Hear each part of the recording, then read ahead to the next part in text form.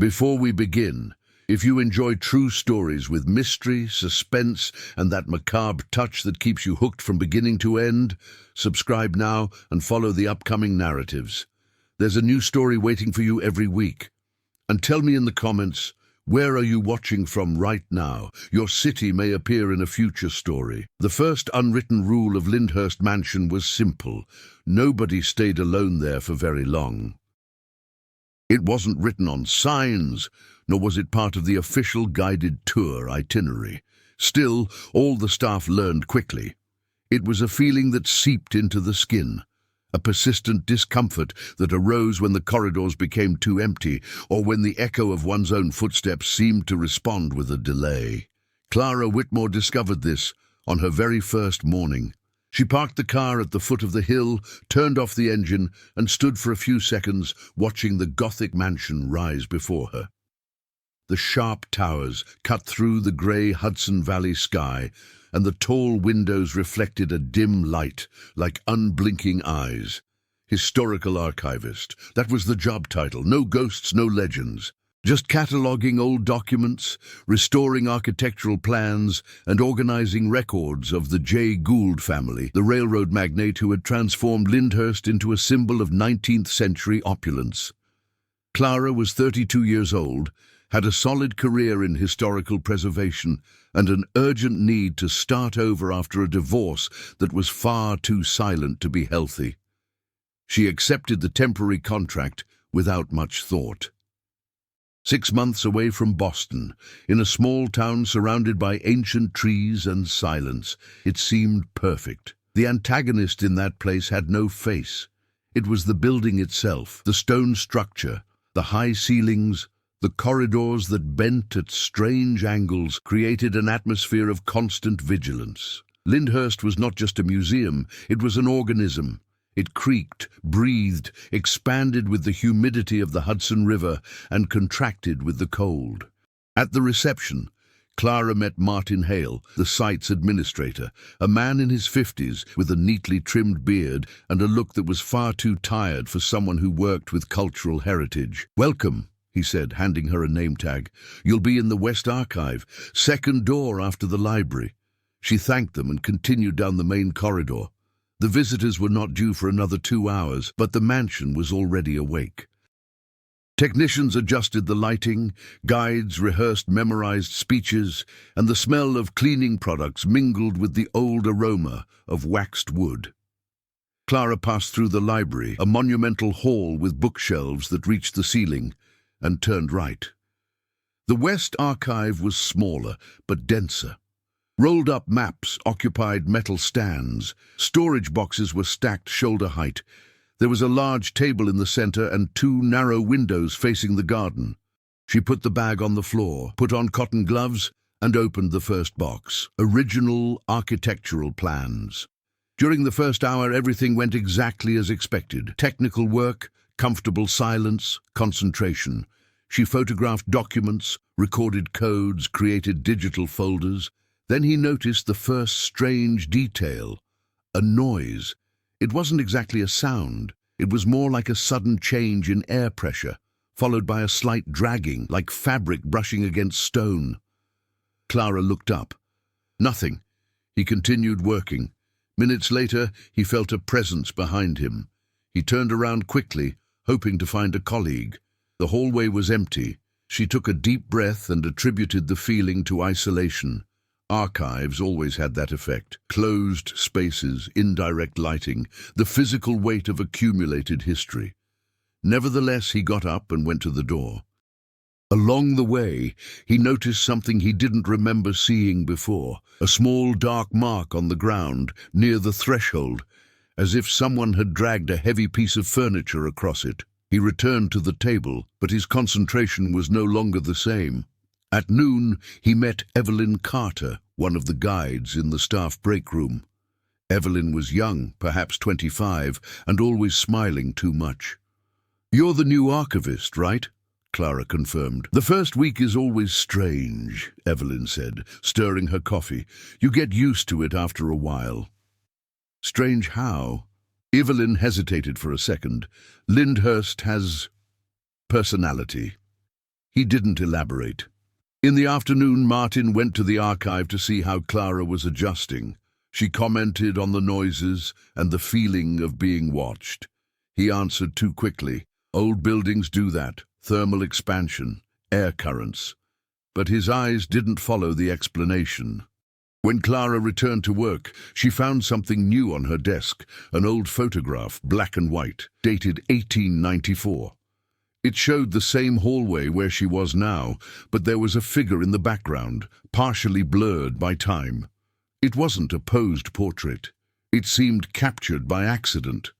On the back, someone had written by hand. They started to disappear when they began working alone. Clara felt a chill run up her spine. She was absolutely certain that the photo hadn't been there before. And at that moment, he understood the first rule of Lyndhurst Mansion. No one was ever alone there. Clara spent that sleepless night in the small rented apartment in Tarrytown, 15 minutes from Lyndhurst Mansion. The old photograph remained on the kitchen table next to a cup of already cold tea. She had tried to rationalize the find, mentally repeating all possible explanations. A colleague had left it there by mistake, it was part of a batch not yet catalogued, or it was just a bad joke. No hypothesis could explain the handwritten phrase. The following morning, the sky was low, heavy with thick clouds. The Hudson River reflected a metallic hue, and the wind pushed dry leaves against the fences of the mansion's parking lot. As Clara passed through the main gate, she noticed details that had previously gone unnoticed. The stone gargoyles seemed to watch those who entered.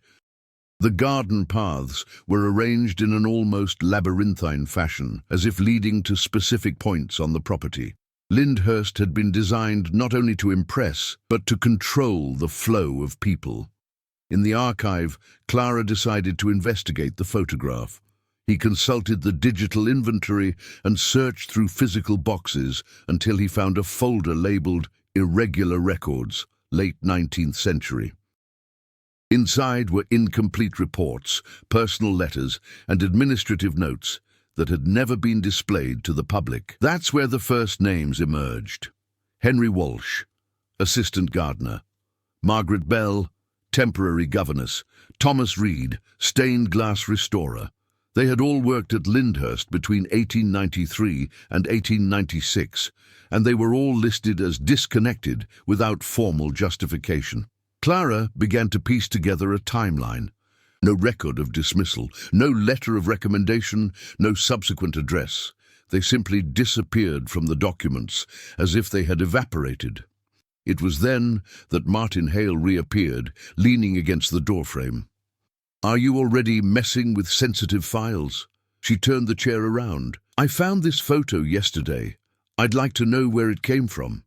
She showed the image. The administrator stood motionless for far too long. "This shouldn't be loose." "But it is," Clara replied.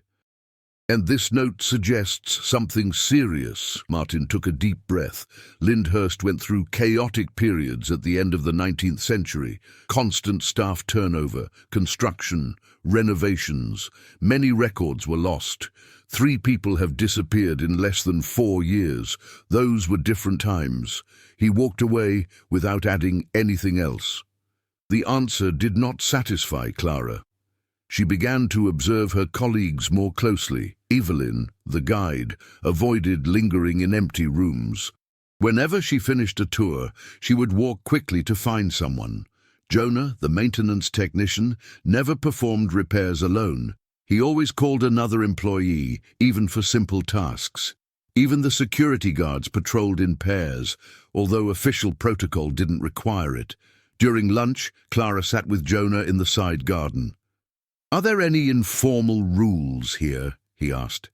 He chewed slowly before answering. "You've already noticed, haven't you?" "What did I realize?" "Because nobody likes being isolated inside the mansion." Clara nodded. Jonah lowered his voice. "It's not fear of robbery or vandalism. It's something else. When you're alone inside, it feels like the space changes. The sounds don't match up. The doors aren't exactly where they should be. That's impossible." "I know, but it happens." That same afternoon, Clara found more documents hidden among restoration reports. A letter dated 1895, written by a supervisor named Eleanor Price, mentioned cold zones in the West Wing and recommended that workers never remain isolated for more than 20 minutes. No technical explanation accompanied the observation. As Clara left the archive, she crossed paths with Evelyn in the hallway. "Do you believe in old stories?" Clara asked. Evelyn squeezed the name tag between her fingers. "I believe in patterns, and here, people always feel watched. Since I started, 3 employees have requested transfers, citing extreme anxiety. None of them could explain it properly." Clara walked to the library after that.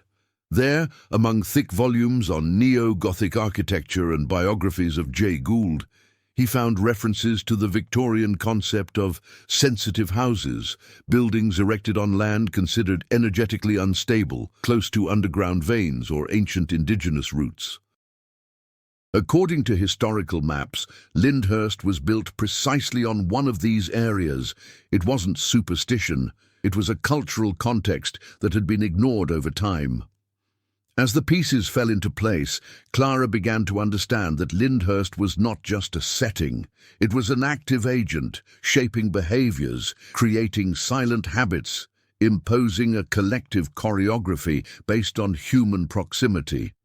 The mansion didn't like empty spaces, and maybe I never would have liked it. By her 3rd week on the job, Clara could no longer separate her routine from her surveillance work.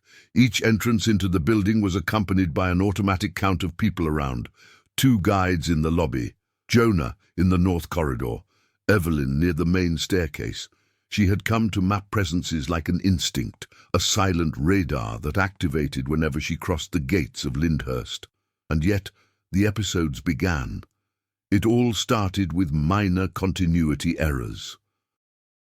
Clara would leave a document on the table and find it inches out of place minutes later. Doors she swore she had closed would appear ajar. The air conditioning system, recently serviced, would only shut off in the West Wing, always at the same time interval, between 4:10 p.m. and 4:30 p.m. Initially, she recorded everything as operational anomalies, until the day Jonah didn't answer the radio. Clara was in the archives when she heard the call on the internal system. "Jonah, confirm your position." Silence. "Jonah?" She left immediately, crossing the corridor that connected the archive to the gallery of restored stained glass windows. She found Evelyn standing near the stairs, gripping the device too tightly. "He went to change a light fixture in the music room," she said. "He should be back by now." The music room was located at the far east end, an area rarely visited outside of special tours. Clara walked ahead, feeling the air grow colder as they progressed. The space was empty. The portable ladder remained open in the center of the room. Tools were scattered on the floor. The light fixture, still disassembled, hung by exposed wires. There was no sign of Jonah. They called his name. They searched the adjacent corridors. They alerted Martin and the security guards. Jonah reappeared 20 minutes later, coming from the outer garden, his face pale and his hands trembling. He said he had gone out to pick up a part from the warehouse, but no one saw him walk through the building, and the warehouse was in the opposite direction. That night, Clara reviewed the security camera footage with limited permission from Martin. The images showed Jonah entering the music room. After that, there was a 17-minute interval of static interference. No recording, no explanation. The administrator classified the incident as a technical failure. Clara refused. She began cross-referencing times, positions, and accounts. She discovered that the lapses always occurred when someone was isolated in enclosed spaces for more than a few minutes. Minor memory lapses, spatial displacements, feelings of disorientation, nothing dramatic enough to warrant external investigations. But constant. Clara began carrying a small recorder in her pocket, recording observations in real time. She also created an informal map of the mansion, marking areas where the reports were concentrated. 3 points stood out: to the music room, the West Corridor, and an old, disused service area in the basement. She decided to explore the underground on a rainy afternoon, accompanied by Evelyn. The entrance was behind an unmarked metal door. They descended a narrow staircase to a space with bare walls, exposed pipes, and uneven lighting. The smell was different down there, denser, with a mineral undertone. They found old laundries, abandoned warehouses, and what appeared to have been a makeshift infirmary decades ago. On one of the walls, Clara noticed circular marks, almost erased, as if heavy equipment had been repeatedly placed against it. On the ground, traces of lime. "That's not in the records," she murmured. Evelyn pointed to a niche partially hidden by a wooden partition. Inside, there was a rusty metal box. Clara opened it. He found handwritten index cards with familiar names: Henry Walsh, Margaret Bell, and Thomas Reed. Next to each name, vague notes: extreme fatigue, disorientation, erratic behavior. They were not dismissed employees. They were patients. At that moment, a sharp crack echoed down the hallway. The lights flickered.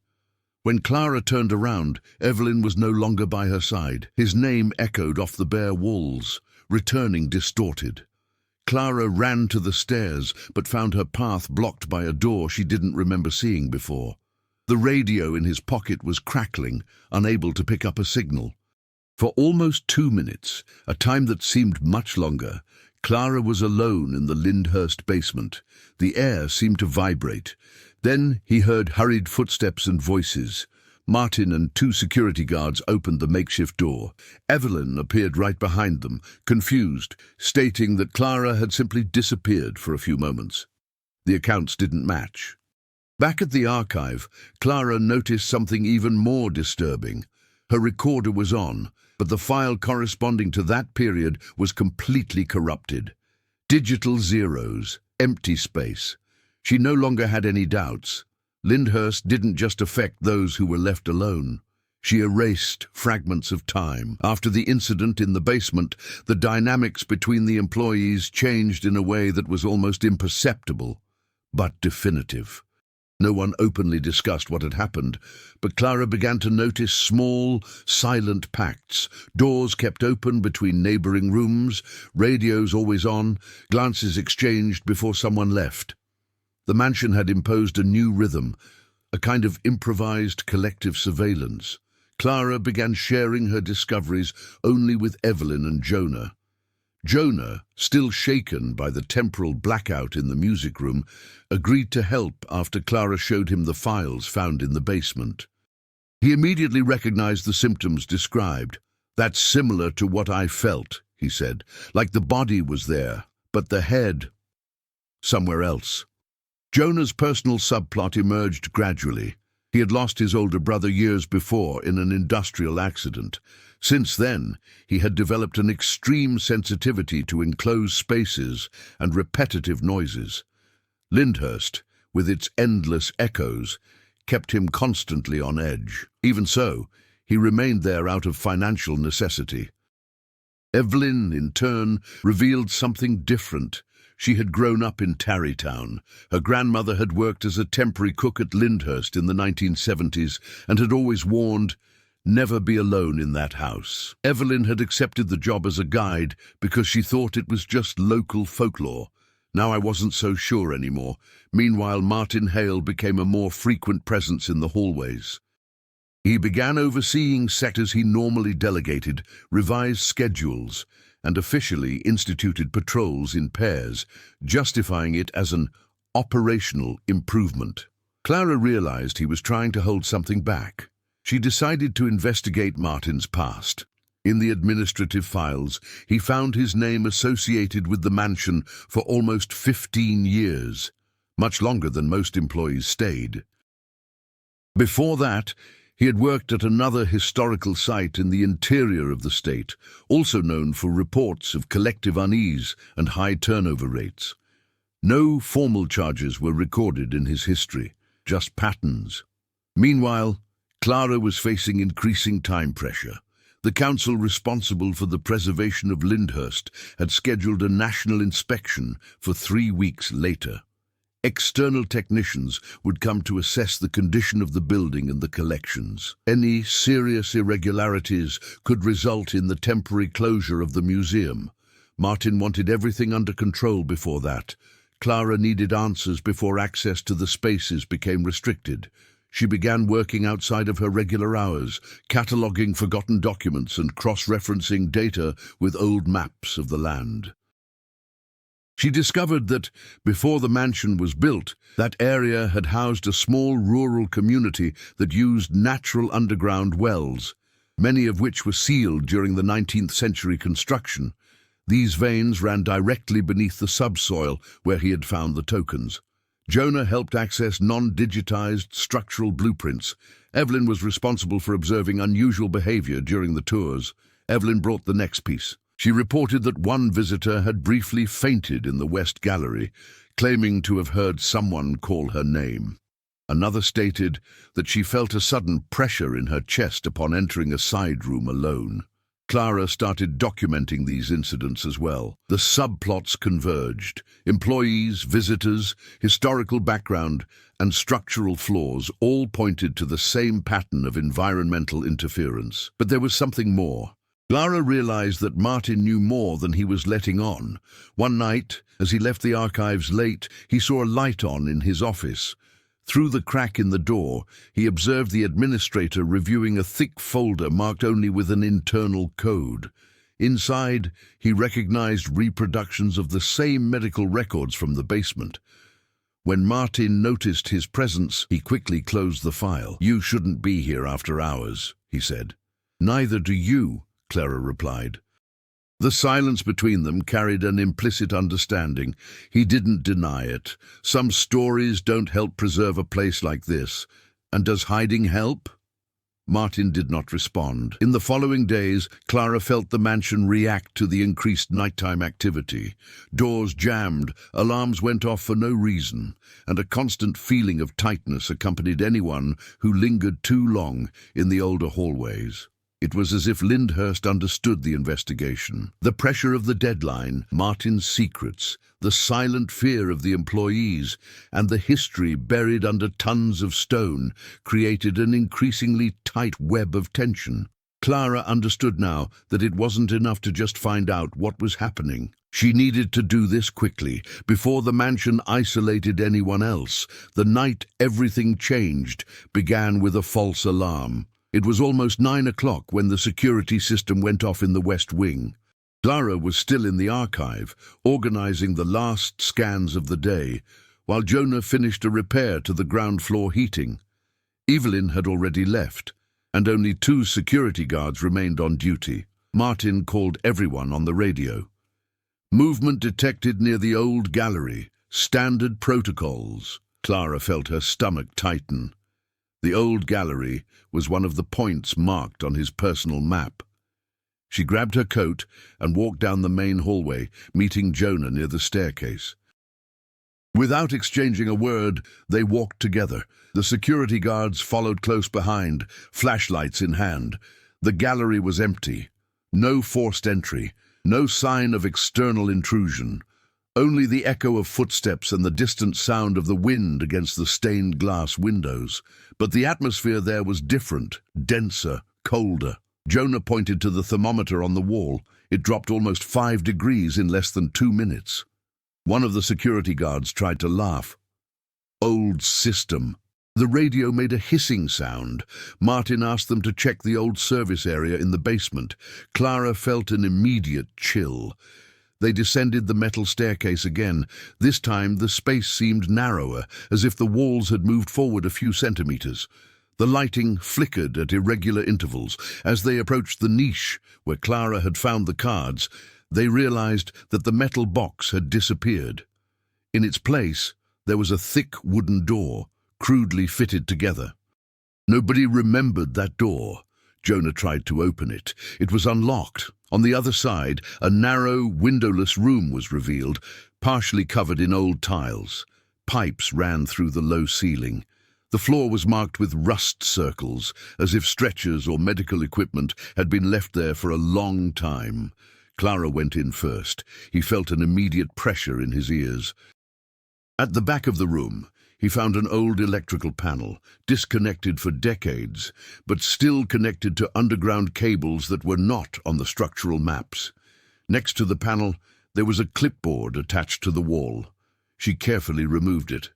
The papers were yellowed but legible. Clinical reports. These were not formal hospital records. They were observations made by someone from the mansion itself, probably during the renovations of 1894. They described episodes of collective mental confusion, temporal lapses, and a sensation of spatial duplication among employees working alone in specific areas of the building. The last page offered a provisional conclusion. The interaction between the underground veins and the new iron structure appears to amplify disorientation phenomena. Maintaining a constant human presence in all affected areas is recommended. Isolation exacerbates the effect. Clara felt the impact of the revelation. It wasn't supernatural. It was an environmental era. A rare combination of pioneering metal architecture, underground currents, and natural electromagnetic fields was creating zones of neurological interference within the mansion.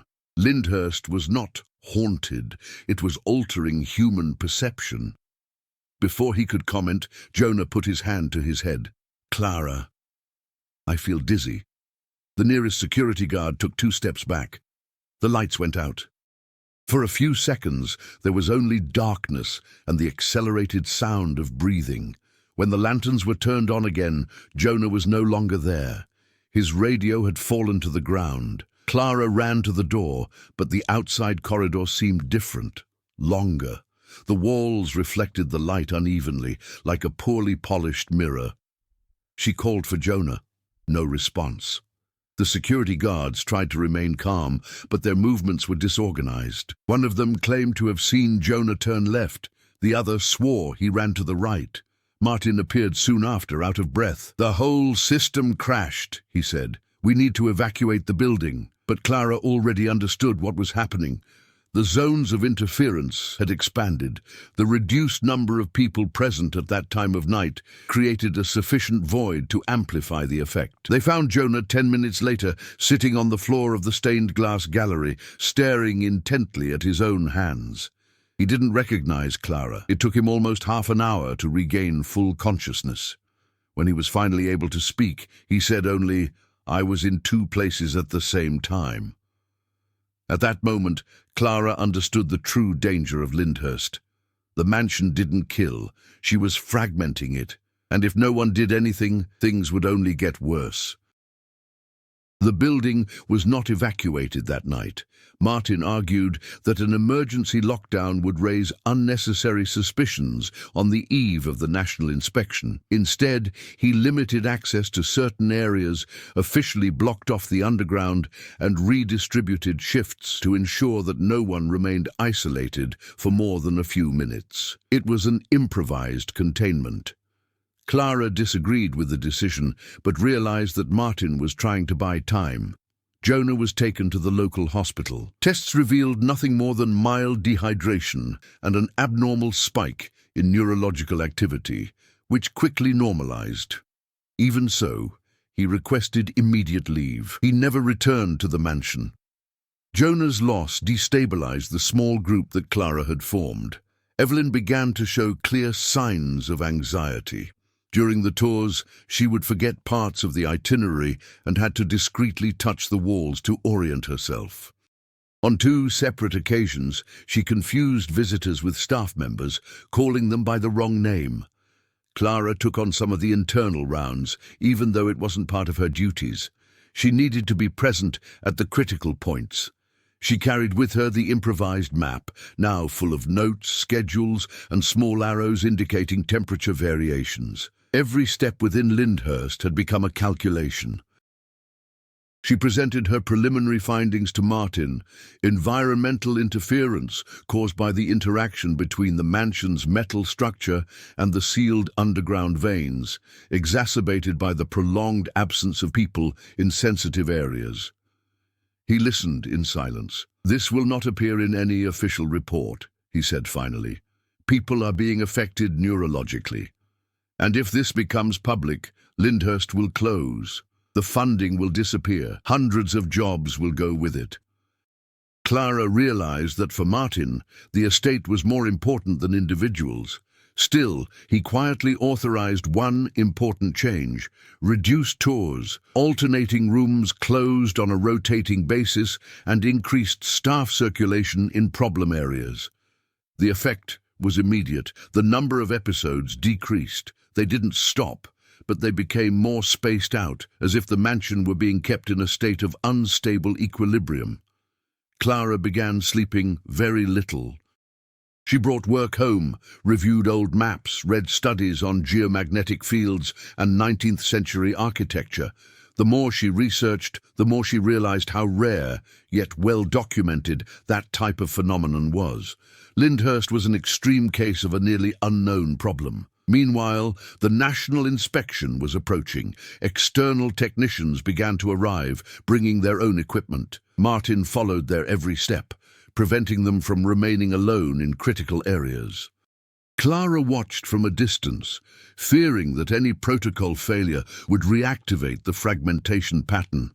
Evelyn was the next to suffer a serious episode. During a shortened tour, she stopped in the middle of the library, stood motionless for a few seconds, and then asked aloud where she was.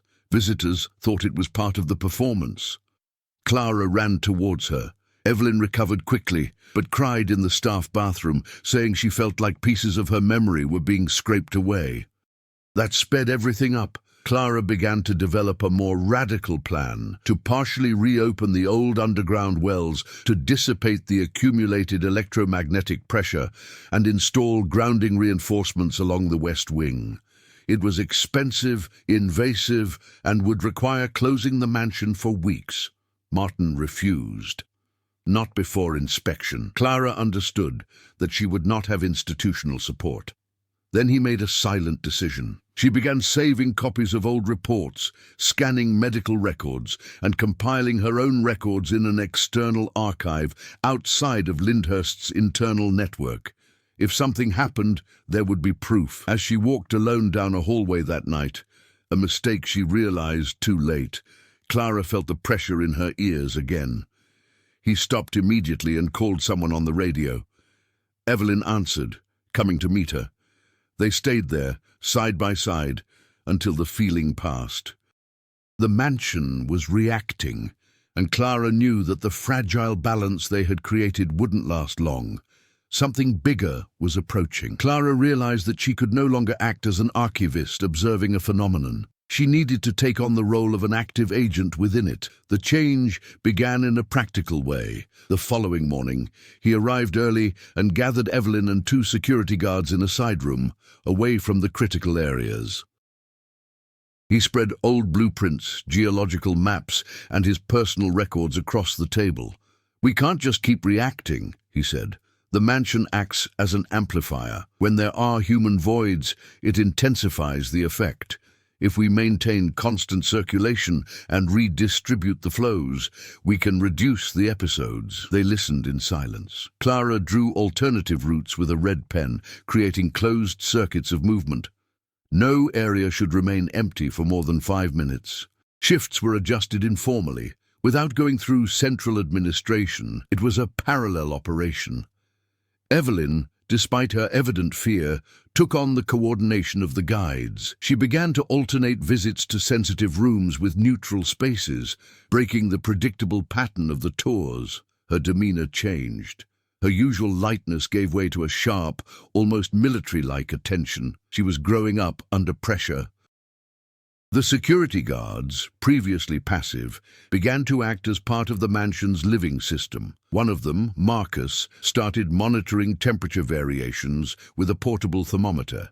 The other, Ben, recorded electrical faults in real time. Clara trained them both to recognize early signs of disorientation: trembling hands, unfocused gaze, long pauses in speech. She changed herself. She stopped doubting her instincts. She walked with a firm posture, a clear voice, and quick decisions. The recent divorce, which had previously weighed like a silent defeat, now seemed distant. Lyndhurst demanded her complete presence, and Clara responded with focus. On one of the most tense nights, Clara convinced Evelyn to accompany her to the stained glass gallery where Jonah had been found days before. They brought flashlights and a portable electromagnetic meter borrowed from a visiting technician. The numbers skyrocketed as soon as they crossed the threshold of the room. Clara marked the exact spot on the ground. Here, Evelyn closed her eyes for a moment. It gives the feeling that the space is folded. Clara took a deep breath. It's not you. It's the environment. They repositioned 2 mobile spotlights and opened adjacent doors to create a corridor for air and people to circulate. Minutes later, the levels began to slowly drop. It worked. Each small victory reinforced the group's confidence. Even Martin, reluctantly, began to follow some of Clara's instructions, although he never officially admitted it. He discreetly authorized the installation of temporary grounding cables in 3 rooms under the pretext of electrical maintenance. Clara knew he was changing, not out of courage, but out of pragmatism. Meanwhile, she was dealing with her own internal arc. Before, he avoided direct confrontations. Now he entered Martin's office without asking permission.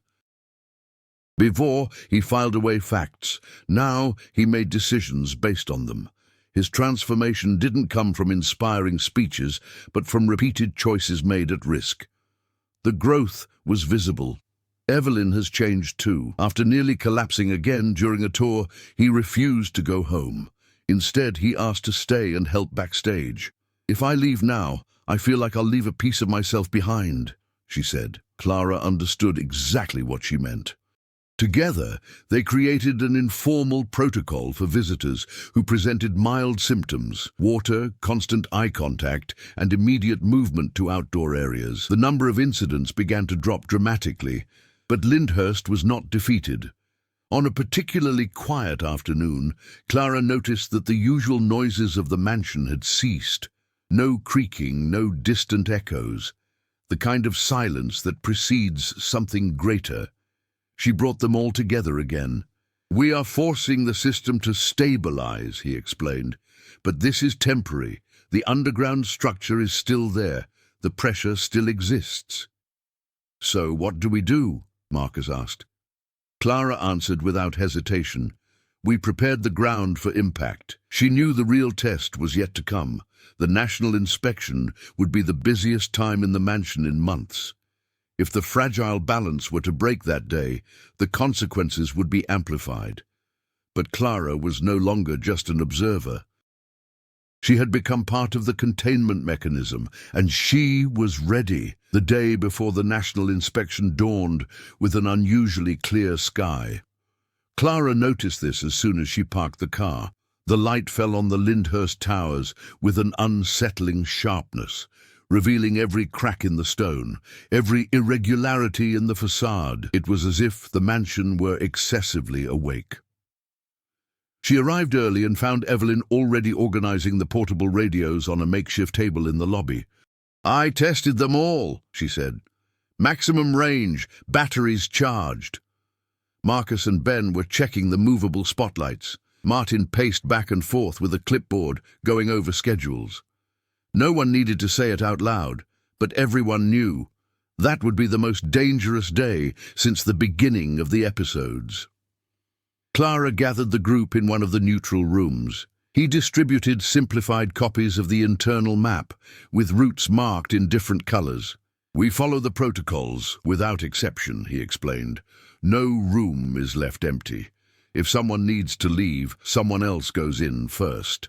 Visitors are never left unaccompanied. If they feel any change in their minds, dizziness, ear pressure, confusion, they should notify us immediately." They nodded.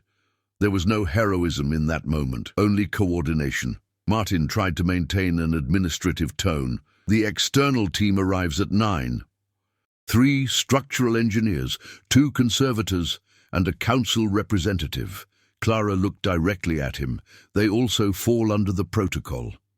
Martin hesitated, then agreed with a brief nod. Throughout the morning, Clara moved around non-stop. She adjusted the positions of spotlights, kept strategic doors open, and instructed guides to speed up or slow down groups as improvised sensors indicated changes. The electromagnetic levels rose and fell like an unstable tide. At 10:40, one of the engineers asked to inspect the old service area alone. Clara denied it. Someone is accompanying them. He seemed annoyed, but he accepted. The mansion seemed to be constantly pushing the limits. A door suddenly jammed, temporarily isolating a small group in the East Gallery. Clara ran there with Marcus, manually unlocked it, and redistributed the flow of people. At another point, the lights flickered, and Ben had to reset a makeshift circuit breaker.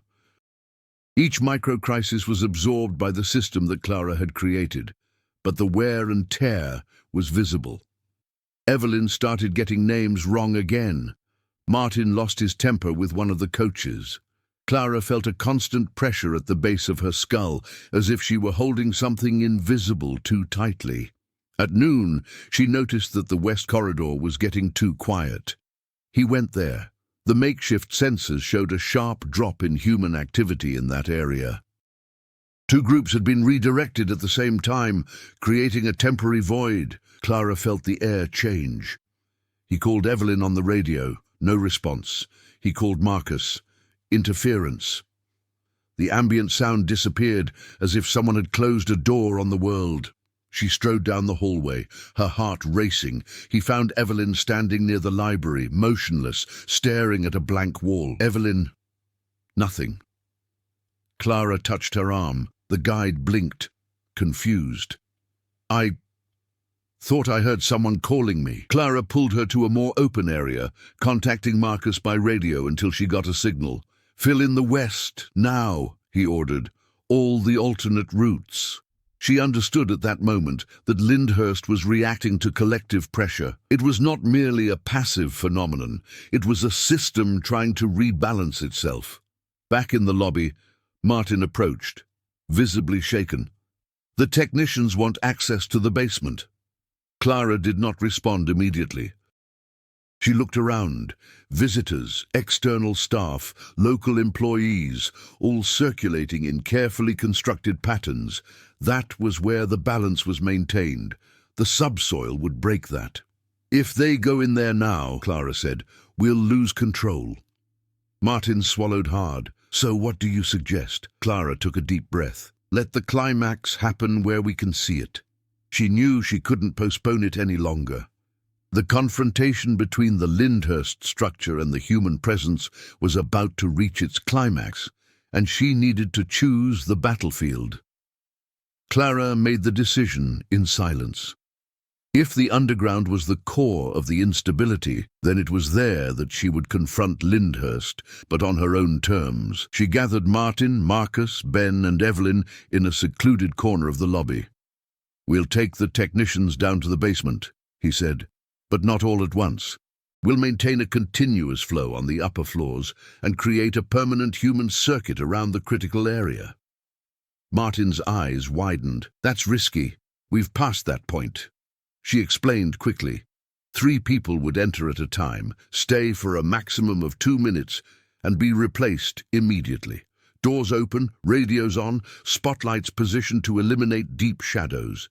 They would transform the isolated space into a living corridor. It was a gamble. The technicians agreed, although without fully understanding. At 1 p.m., the first group descended. Clara went along. The air changed as soon as they stepped onto the metal staircase. The electromagnetic meter went off, vibrating in her hand. Marcus stood at the top of the stairs, maintaining eye contact. Ben positioned a portable spotlight, flooding the hallway with white light. Deep in the basement, Clara opened the old panel again.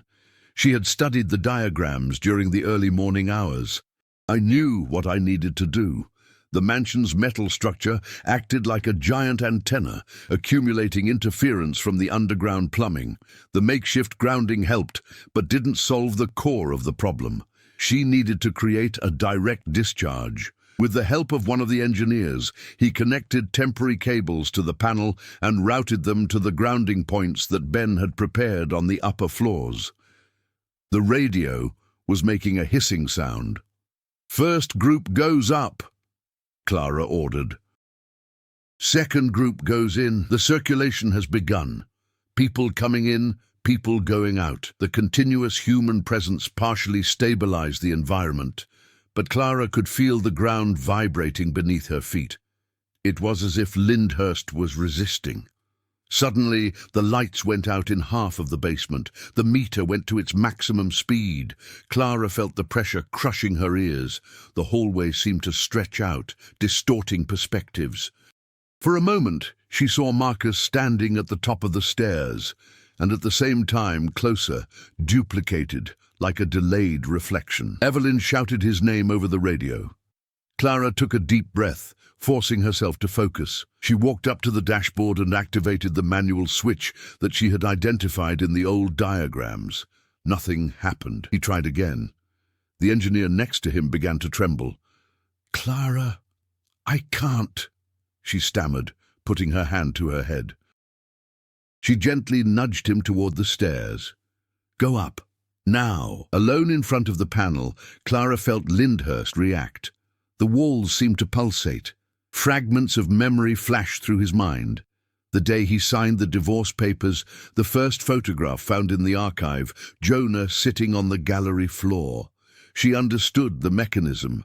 The mansion did not induce hallucinations. She amplified what already existed: fear, loss, confusion. Clara leaned on the metal table, stabilizing her body. He grabbed the main cable with both hands and connected it directly to the secondary discharge point. At that same instant, a deep crack ran through the structure. The lights flickered. The ground vibrated. On the radio, voices overlapped. "Levels are dropping. Temperature rising. The field is receding." Clara felt the air expand around her, as if someone had opened an invisible window. She fell to her knees. Marcus and Ben ran down, holding her by the arms. Evelyn appeared right behind them, her eyes brimming with tears, but composed. Above them, Lyndhurst groaned. Not a supernatural sound, the actual cracking of old beams readjusting themselves after decades of accumulated tension. The makeshift sensors showed a sharp drop in readings. Spatial duplication has ceased. Silence returned, but now it was different. Stable. On the upper floors, visitors were ushered out under the pretext of emergency maintenance. Martin coordinated everything with almost cold efficiency, but Clara saw the tremor in his hands. She was led into the lobby and sat down on a wooden bench, breathing heavily. The climax had passed, not with a dramatic explosion, but with a profound reorganization of the invisible structure that supported Lyndhurst. She had faced the mansion on the only level possible, the physicist, and in doing so, he had changed something essential. Clara realized with a quiet clarity that she too had changed. She was no longer someone who catalogued stories. Now I was part of one. Lyndhurst Mansion was closed to the public for 3 weeks. The official statement mentioned only preventive structural maintenance. Not a word about environmental impact, time lapses, or disoriented employees. To the outside world, it was just another technical pause at a historical site. Inside, everything had changed. Specialized teams installed permanent grounding systems along the foundations, partially reopened the old underground wells, and reinforced critical areas with modern insulating materials. The internal circulation flow was redesigned, now officially incorporating the human circuits that Clara had informally created. The episodes have stopped, not completely on the first day, but gradually, like a tide that recedes without fanfare. Jonah didn't come back. He sent a short message thanking Clara for taking him out of the gallery that day. He said he was moving to another state, starting over. Evelyn stayed. She took on a hybrid role between guide and operational supervisor, training new employees to recognize early signs of disorientation. Her smile returned, more restrained, but now accompanied by a confidence that hadn't been there before.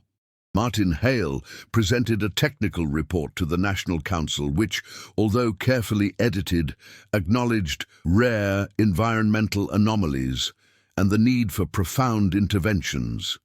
He never directly apologized to Clara, but included her as a co-author of the document.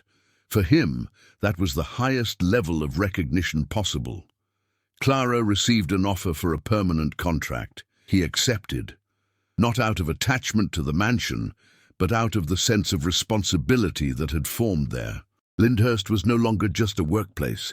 It was a complex system that demanded constant vigilance. She also moved away from there. She began to speak more clearly, to set boundaries, to trust her own decisions. The divorce, which had previously seemed like a personal failure, now sounded like a necessary turning point.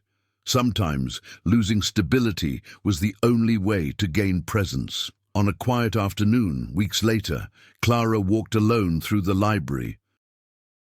For the first time, he felt no pressure in his ears. He didn't feel the air vibrate. The mansion remained alive, but balanced.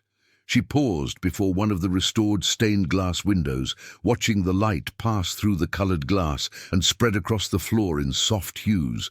She thought of Henry Walsh, Margaret Bell, Thomas Reed, people who had been erased from history by a phenomenon that no one understood at the time. Now, at least, their names were recorded. The past could not be undone. But it could be recognized.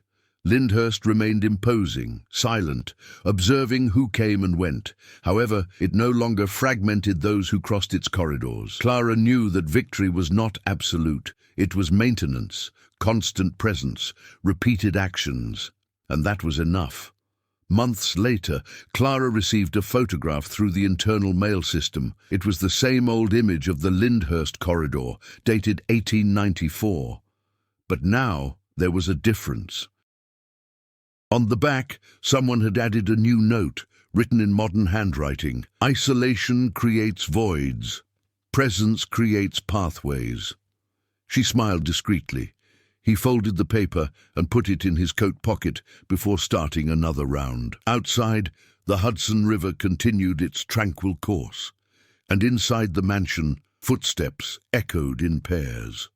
Always in pairs. If this story has captivated you this far, take this moment to reflect. How many times do we ignore subtle signs around us simply out of routine? Share in the comments what impacted you most in what happened at Lyndhurst Manor, the mansion where no one is ever alone. Do you believe places can hold human memories? Have you ever experienced something similar? If you enjoyed this realistic mystery narrative with macabre undertones, stay tuned so you don't miss the next stories. Each one explores a different side of the unknown. And also tell me, where are you watching from? Your presence matters, just like in Lyndhurst.